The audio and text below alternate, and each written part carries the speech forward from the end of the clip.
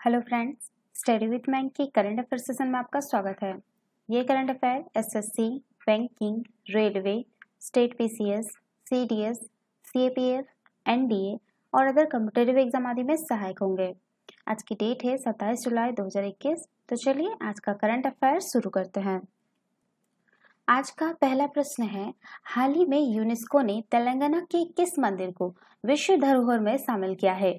Option A चिलकूर Balaji मंदिर, option B Ramappa मंदिर, option C Ganga Saraswati मंदिर, ऑप्शन डी भद्राचलम मंदिर। देखिए, तेलंगाना में स्थित काकतीय रुद्रेश्वर यानी जिसको रामप्पा मंदिर भी कहते हैं, मंदिर को जो है यूनेस्को ने 25 जुलाई 2021 को विश्व धरोहर में शामिल कर लिया। प्रतिष्ठित रामप्पा मंदिर महान काकतीय वंश के उत्कृष्ट शिल्प कौशल को प्रदर्शित करता है। वारंगल में स्थित यह शिव मंदिर इकलौता ऐसा मंदिर है जिसका नाम जो है इसके शिल्पकार रामप्पा के नाम पर रखा गया है। इतिहास के अनुसार काकतीय वंश के राजा ने इस मंदिर का निर्माण 13वीं सदी में करवाया था। तो इसका सही आंसर होगा ऑप्शन बी रामप्पा मंदिर। चलिए नेक्स्ट क्वेश्चन पे चलते हैं। विश्व कैडेट चैंपियनशिप में 73 किलो भार वर्ग में निम्न में से किस भारतीय महिला पहलवान ने स्वर्ण पदक जीत लिया है? Option A Geetika Jakhar, option B Neha Rathi, option C Priya Malik, option D इनमें से कोई नहीं। देखिए, भारत की महिला रेसलर प्रिया मलिक ने हंगरी में आयोजित वर्ल्ड रेसलिंग चैंपियनशिप में गोल्ड मेडल जीत लिया है। बता दें कि प्रिया मलिक ने 73 किलो भार वर्ग में गोल्ड मेडल जीता। उन्होंने फाइनल में बेलारूस के पहलवान को 5-0 से शिकस्त देकर गोल्ड मेडल अपने नाम किया है। प्रिया मलिक हरियाणा के जिंद की रहने वाली है। तो इसका सही आंसर होगा ऑप्शन सी प्रिया मलिक। चलिए नेक्स्ट क्वेश्चन पे चलते हैं। क्वेश्चन नंबर 3 है, निम्न में से किस राज्य सरकार ने शिक्षा के क्षेत्र में आपदा प्रबंधन विषय को अनिवार्य विषय बनाने की घोषणा की है? Option A Bihar, option B Punjab, option C Tamil Nadu, option D Odisha.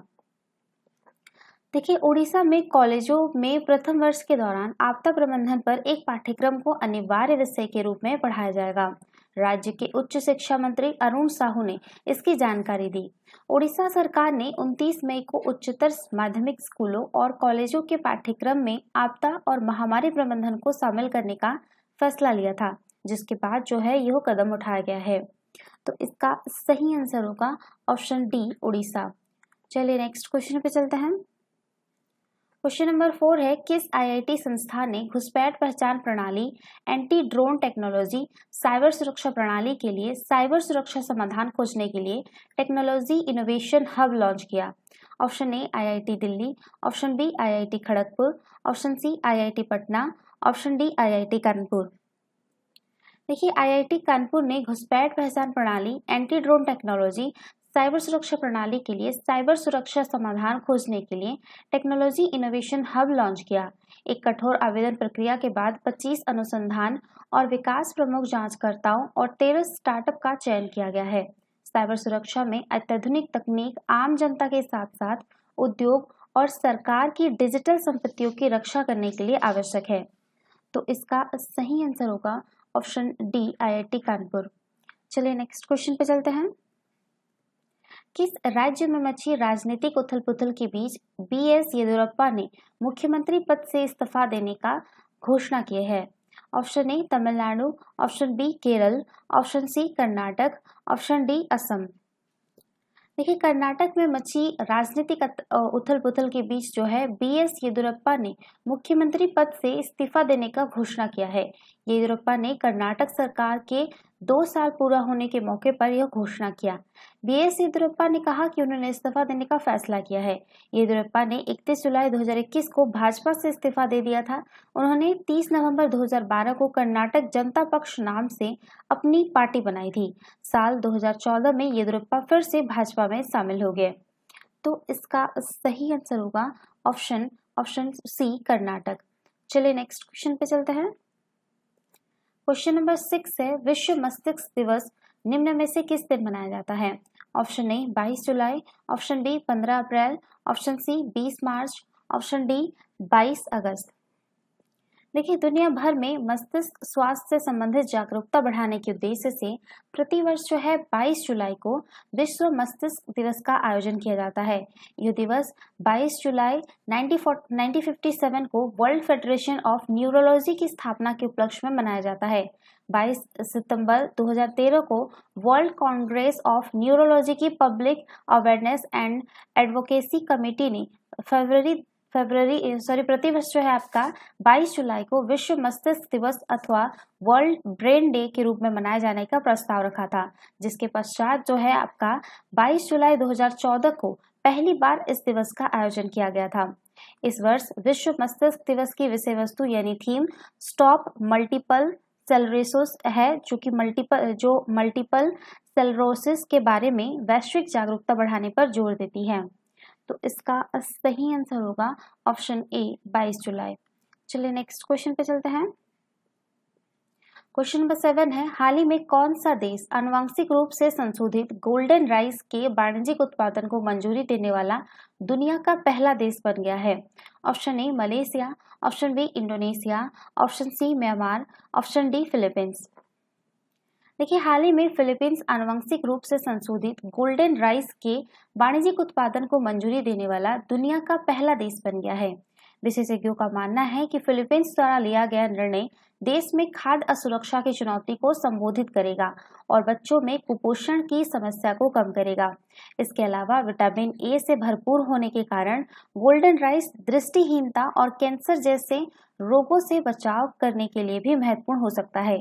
चावल, गेहूं, सोयाबीन जैसी फसलों के साथ साथ कई फलों और सब्जियों में प्राकृतिक रूप से कुछ आनुवंशिक कमियां मौजूद होती है, जिसके कारण उनकी उत्पादकता में भारी कमी आती है। तो इसका सही आंसर होगा ऑप्शन डी फिलीपींस। चलिए नेक्स्ट क्वेश्चन पे चलते हैं। भारत बिजली ग्रिड पर संभावित साइबर और हैकिंग हमलों से महत्वपूर्ण बुनियादी अवसंरचना की रक्षा के लिए कई शहरों में कौन सा सिस्टम बनाने की योजना पर विचार कर रहा है? Option A power overloading system, option B power U landing system, option C power I landing system, option D power C landing system. देखिए, भारत बिजली ग्रिड पर संभावित साइबर और हैकिंग हमलों से महत्वपूर्ण बुनियादी अवसंरचना की रक्षा के लिए कई शहरों में पावर आई लैंडिंग सिस्टम बनाने की योजना पर विचार कर रहा है।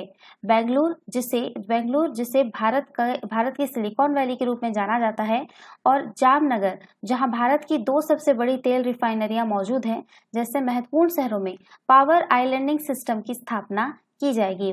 इसके अलावा जो है आपका नई दिल्ली व मुंबई जैसे शहरों में स्थापित मौजूदा व्यवस्थाओं में सुधार किया जा सकता है। एक पावर आइलैंडिंग सिस्टम में उत्पादन क्षमता होती है और पावर आउटेज की स्थिति में मुख्य ग्रिड से स्वचालित रूप से अलग हो सकता है। दुनिया भर में पावर ग्रिड्स की तेजी से डिजिटल किया जा रहा है, जिसके कारण वे साइबर हमलों के प्रति और अधिक संवेदनशील हो गए हैं। पावर आइलैंडिंग सिस्टम का उद्देश्य इसी संवेदनशीलता को कम करना है। तो इसका सही आंसर होगा ऑप्शन सी पावर आइलैंडिंग सिस्टम। चलिए नेक्स्ट क्वेश्चन पे चलते हैं। क्वेश्चन नंबर 9 है, हाल ही में चर्चा में रहा राइट टू बी फॉरगेटन संविधान के किस अनुच्छेद का एक अभिन्न अंग है?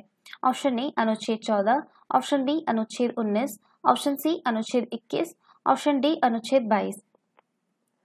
देखिए, हाल ही में एक रियलिटी शो के प्रतियोगी ने दिल्ली उच्च न्यायालय में याचिका दायर की है कि जिसमें उसके राइट टू बी फॉरगेटन का हवाला देते हुए अपने वीडियो, फोटो और लेख आदि को इंटरनेट से हटाने की मांग की गई है।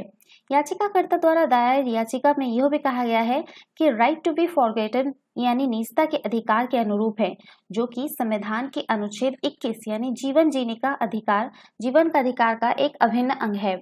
राइट टू बी फॉरगेटन का बात करें तो यह इंटरनेट सर्च, डेटाबेस, वेबसाइटों या किसी अन्य सार्वजनिक प्लेटफॉर्म से सार्वजनिक रूप से उपलब्ध व्यक्तिगत जानकारी को उस स्थिति में हटाने का अधिकार है जब वो व्यक्तिगत जानकारी आवश्यक या प्रासंगिक नहीं रह जाती है। बात करें इसके उत्पत्ति के बारे में तो उत्पत्ति गूगल स्पैम मामले में यूरोपीय संघ के न्यायालय ने वर्ष 2014 में निर्णय के बाद RTBF यानी राइट टू बी फॉरगेटन प्रचलन में आया था। RTBF को सामान्य डेटा संरक्षण विनियमन के तहत यूरोपीय संघ के एक वैधानिक अधिकार के रूप में मान्यता दी गई है।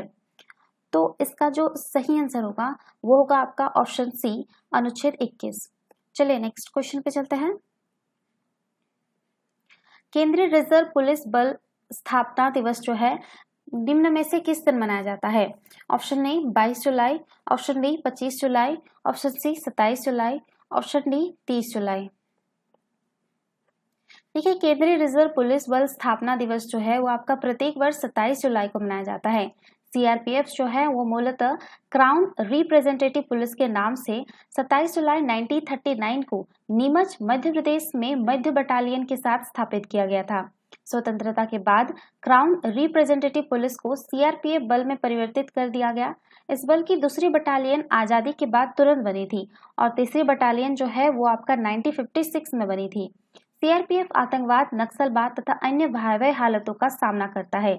आज इसकी संख्या जो है वो 1 से बढ़कर 217 बटालियन हो गई है। केंद्रीय रिजर्व पुलिस बल विश्व का सबसे बड़ा और पुराना बल बन गया है। बल का प्रमुख कार्य कानून व्यवस्था को बनाए रखना, अति विशिष्ट लोगों की सुरक्षा सुनिश्चित करना तथा देश के आंतरिक हिस्सों में असामाजिक तत्वों से निपटना आदि भी इसके प्रमुख कार्यों में से एक है। तो इसका जो सही आंसर होगा वो होगा आपका ऑप्शन सी 27 जुलाई। तो ये थे आज के करंट अफेयर। वीडियो पसंद आया तो लाइक, शेयर और कमेंट करना ना भूलें। साथ ही साथ चैनल को सब्सक्राइब करना ना भूलें। Thanks for watching. Have a nice day. Take care.